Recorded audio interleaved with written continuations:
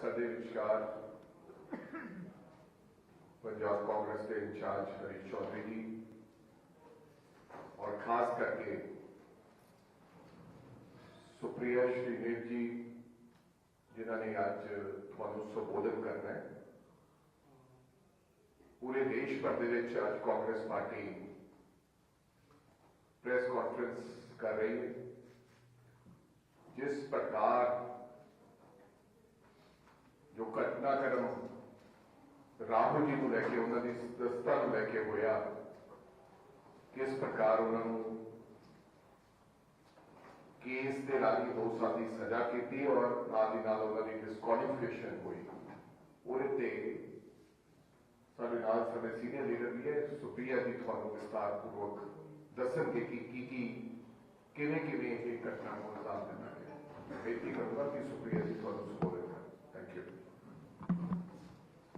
Thank you very much. आप सबको मेरा सत श्री अकाल।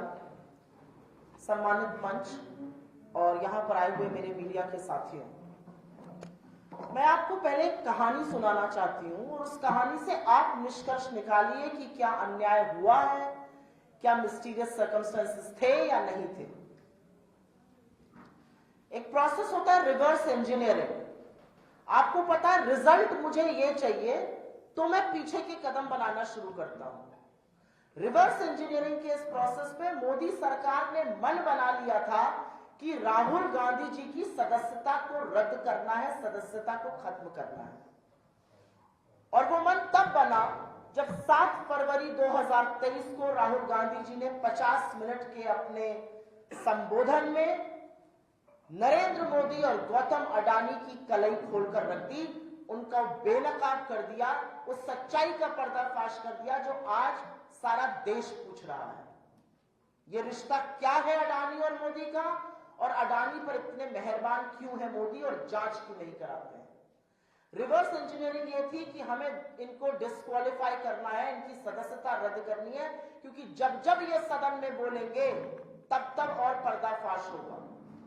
तो रिवर्स इंजीनियरिंग में रिजल्ट पता था, अब उसके लिए ट्रिगर चाहिए था। ट्रिगर क्या हो सकता है?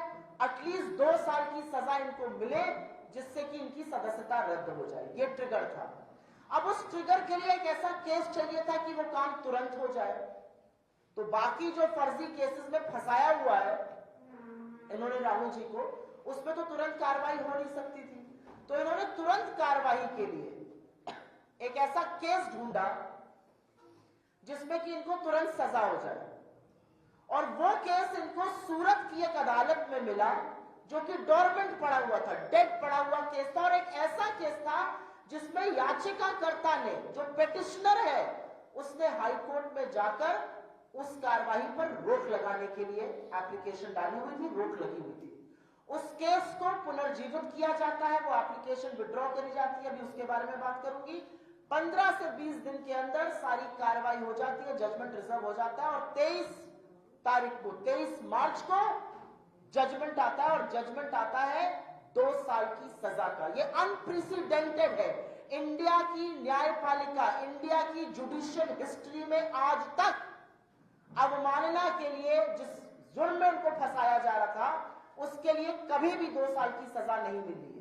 लेकिन ये 2 साल की अगर सजा नहीं मिलती तो राहुल गांधी को डिस्क्वालीफाई ये नहीं कर पाते। अगर सजा 1 साल 11 महीने 29 दिन की होती तो राहुल गांधी जी का डिस्क्वालिफिकेशन नहीं होता। तो मैं आपके सामने ये कहानी इसलिए बयां कर रही हूं क्योंकि रिजल्ट जो मोदी सरकार चाहती थी वो था कि राहुल गांधी जी सदन में ना रहे, उनकी सदस्यता रद्द करी जाए, और सारा स्वांग रचा गया कि कैसे उस निष्कर्ष पर पहुंचा जा सके।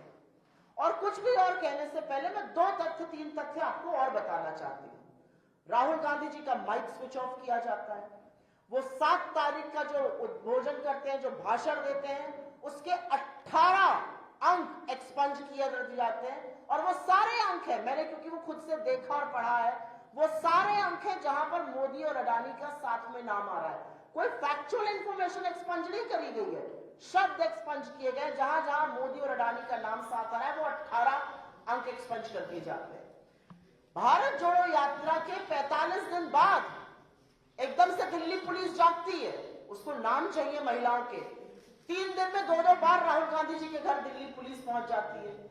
उनकी सदस्यता रद्द करने के लिए एक जजमेंट आ जाता है, 2 साल का उनको सजा मिलती है और उससे उनकी सदस्यता चली जाती है। तो ये जो सारा प्रकरण है, ये जो स्वांग रचा गया, ये दिन दहाड़े लोकतंत्र की हत्या, लोकतंत्र का चीरहरण और विपक्ष की सबसे मजबूत आवाज को, जो आपकी आंख में आंख डालकर मोदी और अडानी के संबंध पूछता है, उसको चुप कराने का प्रयास है। लेकिन वो डरपोक कायर तानाशाह ये भूल गया कि जितना आप सच को दबाइएगा उतनी ताकत से सच उभरता है। सच की ये ताकत है, आप सच पर जितना दबाव बनाइएगा, सच वहां से और तमाम जगह से उसी ताकत से उभरता है। और वही हुआ। राहुल गांधी जी 4 बार के सांसद हैं। जनता ने चुनकर उनको अपना आशीर्वाद देके सदन में पहुंचाया, और जैसा कि हर सांसद को घर मिलता है, उनको भी घर मिला। उनकी सदस्यता रद्द करने में जो तत्परता मोदी सरकार ने दिखाई, वो घटिया राजनीति है। आपको लगता है राहुल गांधी जी अगर सदन में नहीं रहेंगे तो वो डर के बैठ जाएंगे। आपको लगता है आप उनका घर छीन लेंगे तो वो चुप होकर बैठ जाएंगे। राहुल गांधी जी की रगों में वो खून है जिन्होंने उन्हें शहादत दी है। और राहुल गांधी जी उस परिवार से आते हैं जिसने 40 बीघे के ऊपर बना हुआ आनंद भवन और स्वराज भवन जैसे राजमहल इस देश की आजादी के लिए दान में दे दिए थे।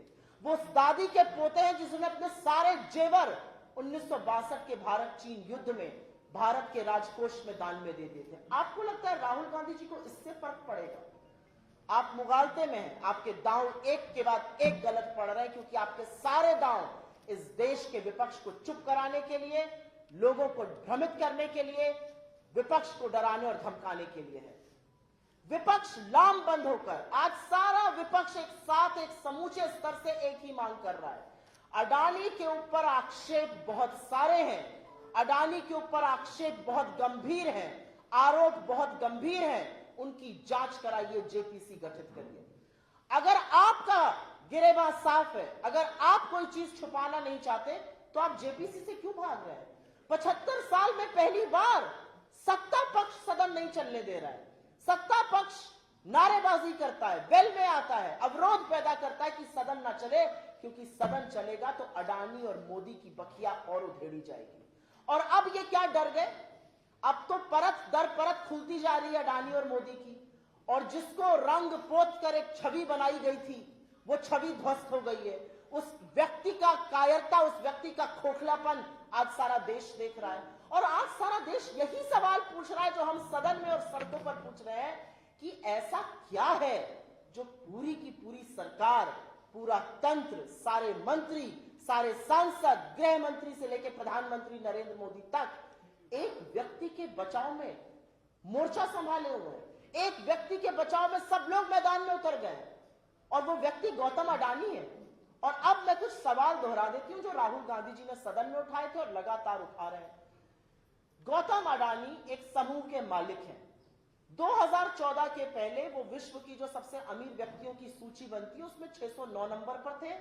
ऐसी कृपा करी मोदी जी ने कि 8 से 9 साल में वो नंबर 2 पर आ गए। चलिए, इसमें भी कोई आपत्ति नहीं, लोग अमीर हों, अच्छा लगता है। लेकिन वो किसके ऊपर चढ़कर अमीर हो रहे थे? उन शवों पर कौन लेटा था, यह बताना जरूरी है। गौतम अडानी के लिए आपने रूल्स बदले। आपकी फाइनेंस मिनिस्ट्री, आपके नीति आयोग ने लिखित में दिया कि किसी भी व्यक्ति को 1 या 2 से ज्यादा एयरपोर्ट नहीं देने चाहिए डेवलपमेंट के लिए। लिखित में दिया कि जिसके पास एयरपोर्ट डेवलपमेंट का या एयरपोर्ट का प्रायर एक्सपीरियंस नहीं है, उसको मत दीजिए एयरपोर्ट। आपने एक साथ 6 एयरपोर्ट नियम बदलकर अपने लोगों की अनसुनी करके गौतम अडानी की झोली में डाले।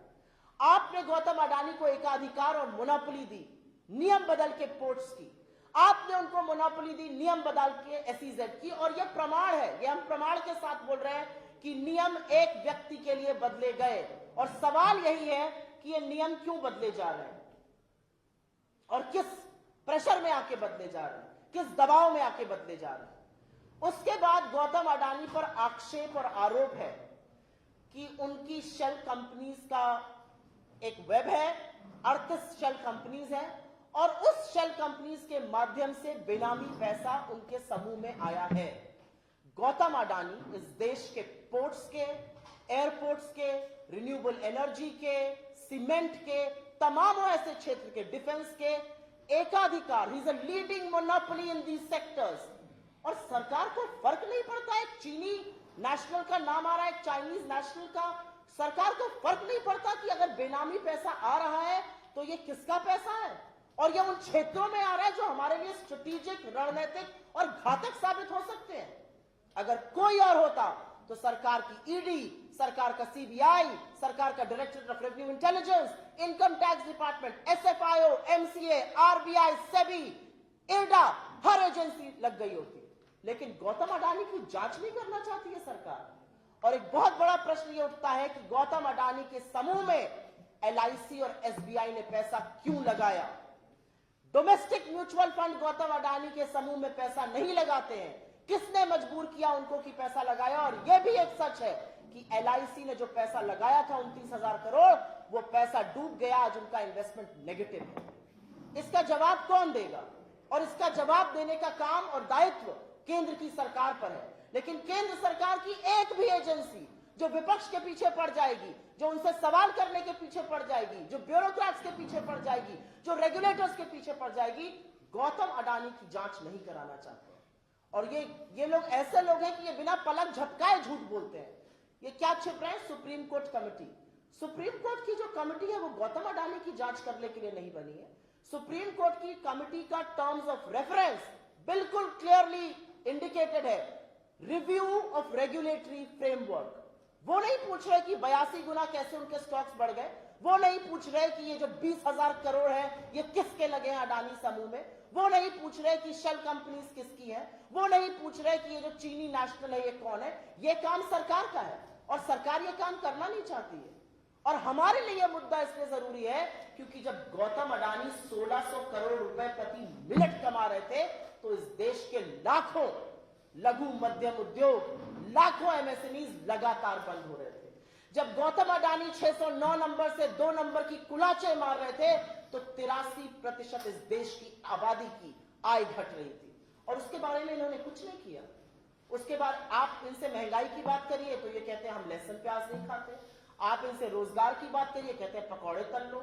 आप इनसे चाइना की बात करिए, ये कहते हैं कोई घुसा हुआ नहीं है। आप इनसे अडानी की बात कर लीजिए तो 2 घंटा 40 मिनट नरेंद्र मोदी 2 सदनों में बोलते हैं, कांपते हाथों से पानी पीते हैं क्योंकि डर के मारे गला सूखता है।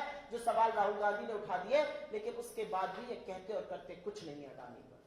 तो सवाल बनेगा कि सारी सरकार, सारा तंत्र, सारी एजेंसीज क्यों इस्तेमाल करी जा रही है गौतम अडानी को बचाने के लिए। और मैं राहुल गांधी की बात कर लेती हूं। जो व्यक्ति 4000 किलोमीटर की पदयात्रा तय करता है कन्याकुमारी से कश्मीर, और इस आशय से करता है कि जो सपने और जो हौसले बिखर गए इस देश के उसको जोड़ना है मुझे, जो इस आशय से करता है कि हर धर्म, हर जात, हर समुदाय, स्त्री या पुरुष, हम सब एक बराबर हैं और हम सब का हक है हिंदुस्तान में, आपको लगता है कि वो किसी का अपमान कर सकता है? क्या वाहियात बातें करती है भारतीय जनता पार्टी। आज पूरी की पूरी भारतीय जनता पार्टी बेनकाब हो चुकी है। आज भारतीय जनता पार्टी बचाव कर रही है, डिफेंस कर रही है, डिफेंड कर रही है उन भगोड़ों को जो हिंदुस्तान के लाखों करोड़ रुपए की चपत लगाकर चोरी कर इस देश से भाग गए और 9 साल से प्रधानमंत्री और पूरी उनकी सरकार झुंझुना बजाती रही, आपकी आंखों में धूल झोंकती रही, लेकिन एक भी व्यक्ति को ला नहीं पाए। कहां है नीरव मोदी, कहां है ललित मोदी, कहां है मेहुल भाई? क्यों नहीं ये लोग वापस देश लाए जा पा रहे हैं? क्योंकि कहीं ना कहीं सबकी साठ गांठ है, कहीं ना कहीं जिसको इस देश की हिफाजत करनी थी, जिसको इस देश के लिए खड़ा रहना था, वो इन चोरों की हिफाजत कर रहे हैं। मुझे समझ में नहीं आता क्योंकि राजनीति और सार्वजनिक जीवन में नैतिकता से भरा कुछ नहीं होता है। क्या सरकार की नैतिकता है कि आप भगोड़ों को आज बचाव कर रहे हैं, आप चोरों का बचाव कर रहे हैं, आप गौतम अडानी के उन आक्षेपों का बचाव कर रहे हैं जिसमें कहा जा रहा है कि वो बेनामी पैसा इस देश में ला रहे हैं, उसमें चीनी लोग इन्वॉल्व है। क्या हो गया है सरकार को? लेकिन ये देश देख रहा है और ये देश देख रहा है कि आपके जुल्म की जो ताकत है और पूरी ताकत से आप जुल्म कर रहे हैं। आप राहुल गांधी के ऊपर अपनी पूरी ट्रोल आर्मी छोड़ते हैं, वो कहते हैं मुझे फर्क नहीं पड़ता, मैं आपसे सीखता हूं। आप राहुल गांधी के ऊपर अपने सारे के सारे सांसद और मंत्री छोड़ देते हैं, वो अनर्गल झूठ बोलते हैं। यूके में उन्होंने ये कहा, यूके में उन्होंने वो कहा, उनको सदन में आकर बात करनी चाहिए। लिखित In writing, he has asked for permission from the speaker. In writing twice, मुझे सदन में बोलने का मौका दिया जाए. मिलकर बोला स्पीकर से, मुझे सदन में बोलने का मौका दीजिए, और स्पीकर उसे हंस के कहते हैं, वो मैं कर नहीं सकता हूं, मेरे साथ एक कप चाय पी लीजिए. क्यों नहीं कर सकते स्पीकर? क्योंकि सबको पता था कि अगला भाषण फिर अडानी पर होगा और फिर बखिया उधेड़ी जाएगी नरेंद्र मोदी और गौतम अडानी की. तो सबसे अच्छा है संसद ही मत चलने दो, सदस्यता रद्द कर दो. और इस तरह के जुल्म राहुल गांधी के लिए नए नहीं है. आपके ट्रोल, आपके मंत्री, आपका तंत्र, आपकी एजेंसी क्या उन्हें भयभीत कर सकते हैं? जब एक व्यक्ति खड़ा होकर यह कह देता है कि मैं हर कीमत चुकाने के लिए तैयार हूं, जिस व्यक्ति ने लोगों के घर में, तो छोड़िए लोगों के दिल में घर कर लिया है, उस व्यक्ति के लिए आज पूरा देश अपने घरों के दरवाजे खोल के खड़ा हो गया है. आप देख रहे हैं ना सोशल मीडिया पे क्या ट्रेंड्स चल रहे हैं, मेरा घर आपका घर. हर व्यक्ति यह कह रहा है कि ऐसे व्यक्ति जो हमारे हक के लिए लड़ रहा है, उसके लिए हमारे घर के दरवाजे खुले हैं. और मैं अंत में सिर्फ एक बात कहूंगी, और यह बात कहनी जरूरी है. नरेंद्र मोदी और उनकी सरकार को लगता है कि बिना सत्ता के या बिना सदस्यता के राहुल गांधी चुप हो जाएंगे. सत्ता की जरूरत नरेंद्र मोदी को है, और इसलिए प्रधानमंत्री मोदी को सत्ता की जरूरत है, क्योंकि अगर उनके पास सत्ता नहीं रहेगी तो वो विपक्ष को प्रताड़ित कैसे करेंगे, लोगों के यहां ईडी कैसे भेजेंगे, लोगों के यहां सीबीआई कैसे भेजेंगे. नरेंद्र मोदी जी को सत्ता की जरूरत इसलिए है क्योंकि अगर सत्ता नहीं होगी तो भारत के सदन की कार्यवाही को लोकसभा टीवी 16-16, 17-17 मिनट के लिए म्यूट कैसे करेगा. अगर उनके पास सत्ता नहीं होगी तो सांसदों के माइक कैसे ऑफ करेंगे. अगर उनके पास सत्ता नहीं होगी तो राहुल गांधी की सदस्यता कैसे रद्द की जाएगी. लेकिन राहुल गांधी को सत्ता की इसलिए जरूरत नहीं है क्योंकि वो सच के साथ खड़े हैं, और सच का साथ देना सबसे बड़ा पराक्रम है. जिसके दिल में सच और साहस है वो गांधी की राह पर है, और महात्मा गांधी हमारी प्रेरणा है. यह अलग बात है कि प्रधानमंत्री मोदी को भी वैधता तो गांधी के नीचे ही सर झुकाकर मिलती है. मेरा अपना मानना है ये लंबी लड़ाई है. हम आह्वान करते हैं, शुक्रिया अदा करते हैं उन सब लोगों का जो इस लड़ाई में हमारे साथ खड़े हैं, क्योंकि ये लड़ाई सिर्फ राहुल गांधी की लड़ाई नहीं है. ये टेस्ट ऑफ डेमोक्रेसी सिर्फ इंडिया का नहीं है, ये उन शाश्वत सचों का इम्तहान है, उन बेसिक प्रिंसिपल्स ऑफ लाइफ का इम्तहान है जिसको सुनकर हम सब बड़े हुए. Honesty is the best policy. सच बोलना चाहिए, अन्याय की खिलाफत करनी चाहिए. ये वो प्रिंसिपल्स हैं जो बेडरॉक ऑफ ह्यूमन सिविलाइजेशन होता है, और ये टेस्ट पर है. 16 मार्च को राहुल गांधी जी ने अपनी प्रेस कॉन्फ्रेंस में कहा था, और ये कह के मैं अंत करती हूं, कि Indian democracy is on test. If democracy was functioning I will be allowed to speak in parliament. 8 दिन बाद राहुल गांधी जी को अवसर देना तो दूर की बात है, उनकी सदस्यता रद्द कर दी जाती है. लेकिन राहुल गांधी ने जैसे कहा है, ना वो डरेंगे, ना वो झुकेंगे, ना वो माफी मांगेंगे. वो डट कर लड़ेंगे और आपको मजबूर करेंगे कि आपको अडानी पर चर्चा करनी पड़ेगी, जवाब देना पड़ेगा, और जो संरक्षण है वो हटाना पड़ेगा. मेरा अपना मानना है कि ये देश देख रहा है, और ये देश बहुत कुछ बर्दाश्त करता है, लेकिन ये देश का लोकतंत्र इस तरह से चीरहरण किया जाएगा, बर्दाश्त कतई नहीं करेगा. धन्यवाद. आपके सवाल का स्वागत है.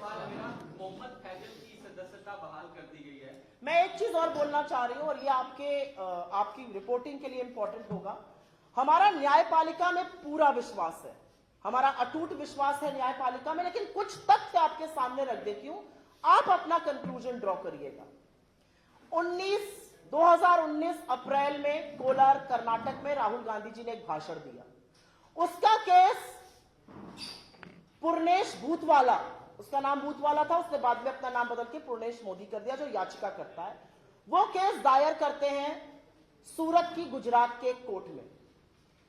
वो केस दायर होता है 2021 में. राहुल जी वहां जाते हैं इन पर्सन, अपना वक्तव्य, अपना जो भी डिफेंस था वो रिकॉर्ड कराते हैं. मजिस्ट्रेट दवे उस टाइम पर उसको इसको देख रहे थे. फाइनल आर्ग्यूमेंट्स का टाइम आता है, एकदम से पूर्णेश भूतवाला अर्थात पूर्णेश मोदी अहमदाबाद के कोर्ट पहुंच जाते हैं, और अहमदाबाद के कोर्ट में वो जाकर कहते हैं कि मेरी जो अदालत में कार्रवाई चल रही है उस पर स्टे लगा दीजिए. यह याचिकाकर्ता ने किया, यह हमने नहीं किया है. स्टे मिल जाता है, कार्रवाई जो है स्थगित हो जाती है सूरत की अदालत में, यह केस डॉर्मेंट हो जाता है. 7 फरवरी को राहुल गांधी जी भाषण देते हैं सदन में. अब 2023 में आ चुके हैं हम लोग. 7 फरवरी को राहुल गांधी जी भाषण देते हैं सदन में, और नरेंद्र मोदी जी और गौतम अडानी जी की बखिया उधेड़ कर रख देते हैं, और सारे देश के सामने सच सामने आ गया कि कहां किसके तार जुड़े हुए हैं. 7 फरवरी के 9 दिन बाद 16 फरवरी को पूर्णेश बूथवाला अर्थात पूर्णेश मोदी वापस अहमदाबाद हाईकोर्ट जाते हैं और कहते हैं कि जो मैंने स्टे की एप्लीकेशन दी थी, जिसके बदौलत स्टे लगा हुआ था, वो एप्लीकेशन मैं विथड्रॉ कर रहा हूं 9 दिन बाद उस स्पीच के।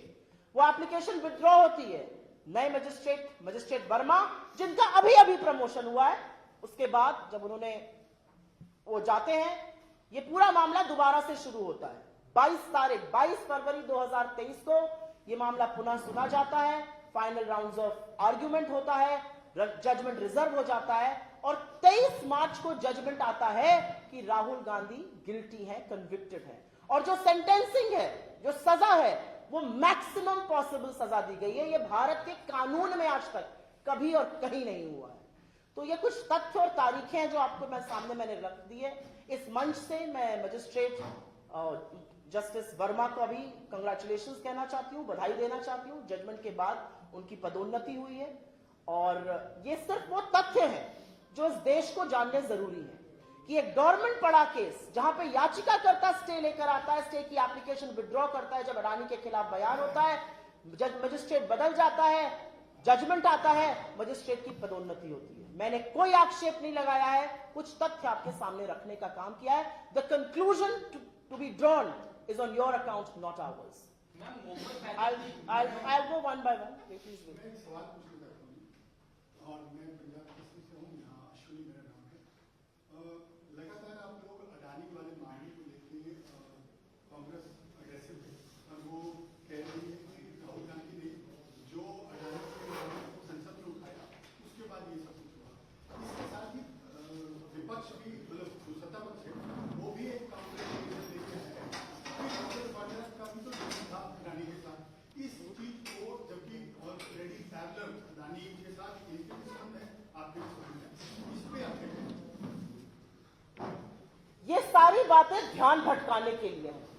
बिल्कुल होगा, उनकी कोई तस्वीर भी होगी उनके साथ। रॉबर्ट वाड्रा इस देश के प्रधानमंत्री हैं, 9 साल से इस देश का प्रधानमंत्री नरेंद्र मोदी जी हैं और सवाल सत्ता से, संसाधन से, संस्थाओं से उनसे पूछे जाएंगे। रॉबर्ट वाड्रा ने तो 609 नंबर से 2 नंबर पर नहीं ले आए गौतम अडानी जी को। रॉबर्ट वाड्रा जी ने तो मुझे नहीं लगता कि उड्डयन मंत्रालय के रूल्स बदलकर उनको 6 एयरपोर्ट दे दिए, जबकि फाइनेंस मिनिस्ट्री और नीति आयोग ने आपत्ति जताई थी। मुझे नहीं लगता श्री वाड्रा ने उनके लिए एसईजेड और पोर्ट्स के रूल बदले। मुझे नहीं लगता कि उन सब लोगों के खिलाफ ईडी और इनकम टैक्स और सीबीआई के केसेस कर दिए गए, फिर वो केसेस एनसीएलटी में चले जाते हैं, एनसीएलटी से वो एसेट बिकते हैं और वो सब गौतम अडानी की गोदी में आ जाते हैं। मुझे तो नहीं लगता कि उनका ये पावर भी है और वो सत्ता में भी है कि ये सब कर सकते हैं। तो जिसने ये किया, सवाल तो उसी से पूछा जाएगा ना। आप तमाम तस्वीरें दिखाते रहिए, क्या तस्वीरें लोगों को चुप करा देंगी? और मुझे ऐसा लगता है कि ये कहीं पर भाजपा का नैतिक दिवालियापन तो दिखाता है, ये मानसिक दिवालियापन भी दिखाता है कि आपकी तस्वीरें, हाँ है तस्वीर, लेकिन 9 साल से सत्ता में आप हैं। आपके रहमो करम के चलते जो हुआ है गौतम अडानी के साथ वो हुआ है। आपके रहमो करम के चलते आज सवाल पूछा जा रहा है कि 20,000 करोड़ किसके हैं, कहां से आए अडानी की कंपनी में। ये तो श्री वाड्रा नहीं ला सकते। तो मुझे लगता है कि ये बेमानी बात है और ये सिर्फ मुद्दे से भटकाने की बात है। लेकिन एक्चुअल प्रॉब्लम क्या है कि जो कायर होता है ना, जब वो झूठ भी बोलता है तो अपनी और बखिया उधेड़ता है और वही काम हो रहा है। मैडम, सांसद मोहम्मद फैजल की जो सदस्यता रद्द की गई थी उसको बहाल कर दिया गया। वो पहले हाईकोर्ट गए, उसके बाद सुप्रीम कोर्ट ने उनकी सदस्यता बहाल कर दिया। तो राहुल गांधी भी इस तरह का कोई स्टेप लेने वाले हैं कि निचली अदालत ने जो फैसला किया उसके खिलाफ? राहुल गांधी जी की लीगल स्ट्रैटेजी क्या होगी, वो क्या करेंगे, उनका अगला कदम क्या होगा, वो कौन से कोर्ट जाएंगे, पिछले 96 घंटे से मैं ये बड़ी सारी नसीहत भाजपा वालों के मुंह से सुन रही हूँ। प्रेस कॉन्फ्रेंस कर करके बोल रहे हैं वो फलाने कोर्ट क्यों नहीं जा रहे हैं, उनकी लीगल टीम काम नहीं कर रही है। प्रभु, अपनी मुफ्त की लीगल सलाह अपने पास रखिए, अपना टाइम अडानी की जांच कराने में बिताइए, अपना टाइम महंगाई को कम करने में बिताइए, अपना टाइम रोजगार दिलाने में बिताइए। हमारे पास लॉयर्स हैं और ये हमारा अधिकार क्षेत्र है, हम क्या करेंगे। और मुझे नहीं लगता कि एक प्रेस कॉन्फ्रेंस में या एक टीवी डिबेट में बैठकर हम अपने रणनीतिक फैसले लेंगे। ये राहुल गांधी जी का प्रेरोगेटिव है, उनकी बहुत अच्छी लीगल टीम है, ये डिसाइड करेगी and he will come back to the conclusion. कल केजरीवाल ने अपने हाउस में कहा कि पैसा अडानी का लगा, अडानी को लगा है, ये सारा का सारा पैसा मोदी का पैसा लगा हुआ है। तो कांग्रेस क्यों नहीं सीधे सीधे कहती, इससे क्यों बच रही? कांग्रेस ने पहला सवाल उठाया इस पे, राहुल गांधी जी की सदस्यता गई है क्योंकि हमने अडानी की बकिया उधेड़ी है।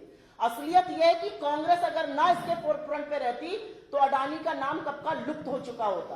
आप कह रहे हैं हम आगे से नहीं बोल रहे हैं, हमारे सबसे बड़े नेता की सांसद ही चली जाती है और आप कह रहे हैं हम आगे से नहीं बोल रहे हैं। राहुल गांधी जी ने एक सवाल इस देश के सामने रखा है, इस देश को भी तो कुछ पूछा। एक मिनट मुझे बोल लेने दीजिए। 20,000 करोड़ किसके हैं? 5.9 बिलियन डॉलर उनकी कंपनी में एफडीआई में आए, 2.6 बिलियन डॉलर, लगभग 3 बिलियन डॉलर, करीब 20,000 करोड़ रुपए, एक्चुअली उससे ज्यादा है, करीब 20 से 23,000 करोड़ रुपए ऑफशोर की उन कंपनी से आए जो शेल कंपनीज हैं। ये पैसा किसका है? और मैं तो अपनी नेता की बात को दोहराऊंगी, अडानी इंफ्रास्ट्रक्चर बिजनेस में उनके पास इतना कैश फ्लो हो ही नहीं सकता। अब ये तो एक मिनट, कुछ तो जांच सरकार भी करेगी ना। सरकार ट्रोल बनने के लिए, सरकार फालतू के आक्षेप लगाने के लिए, सरकार बिना पलक झपकाए झूठ बोलने के लिए, सरकार सिर्फ दोस्ती निभाने के लिए तो नहीं बिठाए गए ना सरकार में। सरकार की एजेंसियां हैं, डायरेक्टरेट ऑफ रेवेन्यू इंटेलिजेंस है, इनकम टैक्स है, सीबीआई है, ईडी है, आरबीआई है, सेबी है, इंश्योरेंस रेगुलेटर है, ये सब लोग हरकत में आए ना। अगर हम ही आक्षेप लगाएं, हम ही सारे जांच कर दें तो हम सरकार चलाएंगे ना। सरकार जो चला रहा है उसके सामने हमने एक आक्षेप रखा है और ये सारी दुनिया कर रही है। और मैं आपकी जानकारी के लिए बता दूं, हमारी सरकार के मुंह पर ताला लगा होगा, हमारी सरकार के मुंह में दही जमी है, लेकिन दुनिया की सारी संस्थाएं अडानी के खिलाफ प्रोब कर रही हैं। यूके का fair price regulator, Elara capital जो अडानी में पैसा लगाता है उनके खिलाफ और अडानी के खिलाफ इन्वेस्टिगेशन कर रहा है। डाउ जोन्स और एसएनपी ने अडानी के स्टॉक्स को अपने इंडेक्स से निकाल दिया। स्टैंडर्ड चार्टर्ड, क्रेडिट स्विस और सिटी बैंक कहता है हम इनके बॉन्ड नहीं लेंगे। कल जो रिपोर्ट आई है उसमें तमामों ऐसी बातें आई हैं जो इनकी शेल कंपनीज के बारे में। तो अगर सवाल भी हम पूछेंगे, साक्ष्य भी हम देंगे, तो ये लोग क्या करने के लिए बैठे हैं? झुंझुना बजाने के लिए? नहीं, जवाब तो इनको देना पड़ेगा। समझिए ना क्वेश्चन है। अभी जो पंजाब का सिनेरियो है उसमें सरकार और बीजेपी के लेवल पे पूरा ये खालिस्तान मूवमेंट वगैरह। I want to stick to this topic. आज हमारी ये विशेष प्रेस कॉन्फ्रेंस इसी पर है, तो आप मुझे क्षमा करिएगा, किसी और दिन हम आपके बाकी सवाल लेंगे। हमारे पीसीसी इंचार्ज, लेकिन जवाब तो देने दीजिए, आप ही के मित्र हैं, आप ही के मित्र से जवाब देंगे। ये आपको कभी और जरूर बोलेंगे, but not today. Thank you. Jalandhar bypoll की डेट अनाउंस हो गई, किस तरह से देखते हैं? 10 तारीख को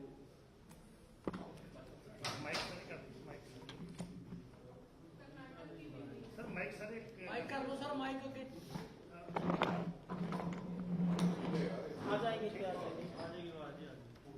चंगी गल है कि जलंधर बायपोल की जगह डेट है अनाउंस हुई है, मेरे ख्याल 10 में डेट अनाउंस हुई है और सानू पूरी उम्मीद है कि इस बारी जड़ा मैंडेट है वो कांग्रेस पार्टी को, क्योंकि सारे बहुत ही सत्कारयोग लीडर चौधरी संतोख सिंह जी उतो मैंबर ऑफ पार्लियामेंट से 2 बारी, और पूरी उम्मीद है कि हम जी टिकट है कांग्रेस पार्टी ने धर्मपत्नी उन्होंने धर्मपत्नी को दी है और कांग्रेस पार्टी की पूरी तैयारी है और मैंने पूरी उम्मीद है कि असी जिहड़ा ये बाय इलेक्शन है बड़े मार्जिन के नाल कांग्रेस पार्टी जिते। मैं आपने क्योंकि कर्नाटक पर पूछा तो कर्नाटक पर बोलना जरूरी है, क्योंकि कर्नाटक की जो सरकार है वो इस देश की सबसे भ्रष्ट सरकार है, 40% कमीशन खोरी की सरकार है। उनके सीएम को पे सीएम कह दिया जाता है। उनके कार्यकर्ता ये कहकर खुदकुशी करते हैं कि मुझसे भी 40% वसूली हो रही है। कॉन्ट्रैक्टर एसोसिएशन मोदी जी को बार बार चिट्ठी लिखती है। कर्नाटक जो सबक सिखाएगा वो लोकतंत्र का परचम लहराएगा।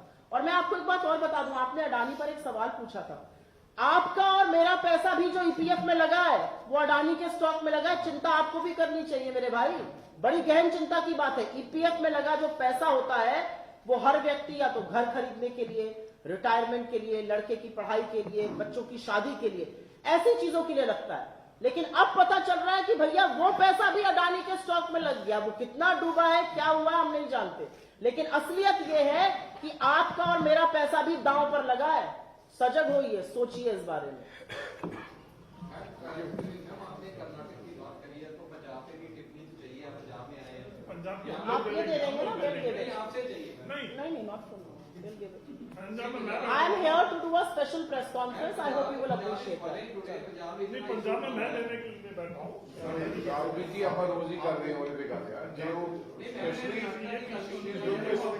कर्नाटक की गल कीती पंजाब दी ਦੇਖੋ ਉਹਨਾਂ ਨੇ ਕਰਨਾਟਕਾ ਦੀ ਇਲੈਕਸ਼ਨ ਦੀ ਗੱਲ Election ਕੀਤੀ announce ਬਾਈ ਇਲੈਕਸ਼ਨ ਬਾਰੇ ਪਤਾ ਸੀ what you want to ask for by election He just spoke on ਬਾਰੇ by-election. ਦੀ ਗੱਲ ਪੰਜਾਬ ਬਾਰੇ ਵੀ ਕਰਨੀ ਹੁਣ ਤੁਸੀਂ ਕਰ ਦਿਓ ਨਾ ਪੰਜਾਬ ਦੇ ਹਾਲਾਤਾਂ ਇਹ ਕੋਈ ਸਵਾਲ ਹੈ ਤੁਹਾਡਾ ਤਾਂ ਹਾਂਜੀ ਸਰ ਸਰ ਕਿਉਂਕਿ ਮੈਂ ਇਹ ਚਾਹੁੰਦਾ ਸੀਗਾ ਕਿ ਅੱਜ ਦੀ ਜਿਹੜੀ ਸਪੈਸ਼ਲ ਕਾਨਫਰੰਸ ये वही पंजाब को ਸਰ वही ਦੋ ਨਹੀਂ ਹੁੰਦੇ ਹੈਗੇ ਸਰ ਪੰਜਾਬ ਦੇ ਜਥੇਦਾਰ ਜਿਹੜੇ ਨੇ ਸਰ, ਵਾਪਸ ਆਏਂਗੇ ਨਾ। ਟਵਿੱਟਰ ਅਕਾਊਂਟ ਵੀ ਆਜ਼ਾਦ ਬੈਨ ਤੋਂ ਕਰ ਨਹੀਂ ਦਿੱਤਾ ਆ ਤੇ ਬੱਬੂ ਮਾਨ ਦਾ ਟਵਿੱਟਰ ਅਕਾਊਂਟ ਵੀ ਬੈਨ ਕਰਤਾ ਲਗਾਤਾਰ ਬਹੁਤ ਸਾਰੇ ਟਵਿੱਟਰ ਅਕਾਊਂਟ ਜਿਹੜੇ ਨੇ ਬੈਨ ਕੀਤੇ ਜਾ ਰਹੇ ਨੇ ਜਥੇਦਾਰ ਸਾਹਿਬ ਦਾ ਕਰਨਾ ਬੈਨ ਉਹਨੂੰ ਕਿਸ ਤਰੀਕੇ ਨਾਲ ਦੇਖਦੇ ਹੋ ਤੁਸੀਂ ਦੇਖੋ ਜਥੇਦਾਰ ਸਾਹਿਬ ਦਾ ਟਵਿੱਟਰ ਅਕਾਊਂਟ ਕਿਉਂ ਬੈਨ ਕੀਤਾ ਹੈ ਕਿਸ ਕਰਕੇ ਕੀਤਾ ਹੈ ਇਸ ਬਾਰੇ ਮੇਰੇ ਕੋਲ ਕੋਈ ਮੁਕੰਮਲ ਜਾਣਕਾਰੀ ਨਹੀਂ ਹੈ ਕਿ ਸਰਕਾਰ ਨੇ ਕਿਉਂ ਕੀਤਾ ਹੈ ਬਟ ਮੈਨੂੰ ਲੱਗਦਾ ਹੈ ਕਿ ਜਿਸ ਪ੍ਰਕਾਰ ਦੇ ਹਾਲਾਤ ਬਣੇ ਹੋਏ ਹਨ ਇੱਕ ਦੂਸਰੇ ਤੇ ਟਿੱਪਾ ਟਿੱਪਣੀ ਬਹੁਤ ਸਾਰੀਆਂ ਚੀਜ਼ਾਂ ਹੈਗੀਆਂ ਜਿਹੜੀਆਂ ਕਿ ਮੇਰਾ ਖਿਆਲ ਕਿ ਸਾਨੂੰ ਸਮੇਂ ਸਿਰ ਮੌਕੇ ਸਿਰ ਉਹਨਾਂ ਤੇ ਸਵਾਲ ਚੁੱਕਣੇ ਚਾਹੀਦੇ ਕਾਫੀ ਦੇਰ ਬਾਅਦ ਕਦੇ ਸਰਕਾਰ ਕੁਝ ਕਹਿੰਦੀ ਹੈ ਕਦੇ ਜਥੇਦਾਰ ਸਾਹਿਬ ਦਾ ਕੁਝ ਬਿਆਨ ਆਉਂਦਾ ਔਰ ਮੈਨੂੰ ਲੱਗਦਾ ਕਿ ਅਸੀਂ ਇਹਨਾਂ ਗੱਲਾਂ ਦੇ ਵਿੱਚ ਨਾ ਜਾਂਦੇ ਹੋਏ ਸਾਡਾ ਤਾਂ ਇੱਕ ਹੀ ਸਵਾਲ ਹੈ ਕਿ ਪੰਜਾਬ ਦੇ ਹਾਲਾਤ ਤੇ ਅਮਨ ਔਰ ਕਾਨੂੰਨ ਹੈ ਜਿਹੜਾ ਇਹਦੇ ਵਿੱਚ ਸ਼ਾਂਤੀ ਹੋਣੀ ਚਾਹੀਦੀ ਹੈ ਪੰਜਾਬ ਦੇ ਲੋਕ ਇਸ ਗੱਲ ਨੂੰ ਸਫਰ ਨਾ ਕਰਨ ਜਿਸ ਪ੍ਰਕਾਰ ਦੀ ਇਹ ਤਾਂ ਪਹਿਲੇ ਦਿਨ ਤੋਂ ਜਥੇਦਾਰ ਸਾਹਿਬ ਦੀ ਔਰ ਸਰਕਾਰ ਦੇ ਵਿੱਚ ਖਿੱਚਾਤਾਨੀ ਚੱਲ ਰਹੀ ਹੈ ਕਦੇ ਸਿਕਿਉਰਿਟੀ ਨਹੀਂ ਰਹੀ ਬਟ ਮੇਰੀ ਪੋਜੀਸ਼ਨ ਪੰਜਾਬ ਦੇ ਹੋ ਤੁਸੀਂ ਐ ਬਚ ਕੇ ਨਾ ਨਿਕਲੋ ਨਾ ਨਾ ਨਾ ਅਸੀਂ ਬਚ ਕੇ ਬਿਲਕੁਲ ਨਾ ਨਾ ਅਸੀਂ ਬਿਲकुल बच के नहीं निकलना चाहते ट्विटर ना ना ना आज तो ये प्रेस कॉन्फ्रेंस दूसरे मुद्दे पे है ना इसको क्यों आप अगर सुनिए ट्विटर अकाउंट किसी व्यक्ति का भी ना केवल जथेदार जी का बहुत सारे प्रेस कर्मचारियों के भी ट्विटर अकाउंट बंद किए गए ਅਸੀਂ ਉਦੋਂ ਉਹਨਾਂ ਦੇ ਖਿਲਾਫ ਹੱਕ ਦੇ ਵਿੱਚ ਲਿਖਿਆ ਕਿਸੇ ਵੀ ਵਿਅਕਤੀ ਦੀ ਨਾ ਕੇਵਲ ਜਥੇਦਾਰ ਜੀ ਦੀ ਕਿਸੇ ਵੀ ਵਿਅਕਤੀ ਜੀ ਨੂੰ ਦੀ ਆਵਾਜ਼ ਦਬਾਉਣਾ ਕਾਂਗਰਸ ਪਾਰਟੀ ਤਾਂ ਹਮੇਸ਼ਾ ਲੜਦੀ ਆਈ ਹੈ ਇਸ ਗੱਲ ਦੇ ਖਿਲਾਫ ਆ ਰਾਹੁਲ ਗਾਂਧੀ ਜੀ ਦੀ ਆਵਾਜ਼ ਦਬਾਈ ਜਾ ਰਹੀ ਹੈ ਨਾ ਅਸੀਂ ਲੋਕਤੰਤਰ ਤੇ ਵਿਸ਼ਵਾਸ ਰੱਖਦੇ ਹਾਂ ਅਸੀਂ ਇਹ ਚਾਹੁੰਦੇ ਹਾਂ ਕਿ ਕਿਸੇ ਵਿਅਕਤੀ ਦੇ ਮਨ ਦੇ ਵਿਚਾਰ ਹੈ ਉਹ ਕੋਈ ਵੀ ਆਪਦੇ ਵਿਚਾਰ ਰੱਖ ਸਕਦਾ ਲੇਕਿਨ ਉਹਦੀ ਆਵਾਜ਼ ਦਬਾਉਣ ਦਾ ਕਿਸੇ ਸਰਕਾਰ ਨੂੰ ਕੋਈ ਹੱਕ ਨਹੀਂ ਚਾਹੇ ਉਹ ਕਿਸਾਨਾਂ ਦੇ ਟਵਿੱਟਰ ਅਕਾਊਂਟ ਬੰਦ ਹੋਏ ਚਾਹੇ ਉਹ ਜਥੇਦਾਰ ਜੀ ਦੇ ਹੋਏ ਚਾਹੇ ਉਹ ਕਿਸੇ ਹੋਰ ਵਿਅਕਤੀ ਦੇ ਅਸੀਂ ਇਸ ਗੱਲ ਦੇ ਹੱਕ 'ਚ नहीं है ਅਸੀਂ ਇਸ ਗੱਲ ਦੇ हामी नहीं है चलो पर मैं एक बात जरूर कहना चाहती हूँ अगर आपकी परमिशन हो राजा भाई अब आपने क्योंकि बात छेड़ ही दी है तो एक बात यहाँ पे कहनी जरूरी है पंजाब के चुनाव के दौरान एक ही व्यक्ति ने सवाल उठाया था कि बड़ा डेंजरस है यहाँ पर कुछ भी हो जाना ये बॉर्डर क्षेत्र है यहाँ पर शांति बहाल होना सुरक्षा बहाल होना जरूरी है जिम्मेदार लोगों को बिठाइए ये आपको याद है किसने कहा था ये मेरे नेता राहुल गांधी ने कहा था धन्यवाद थैंक यू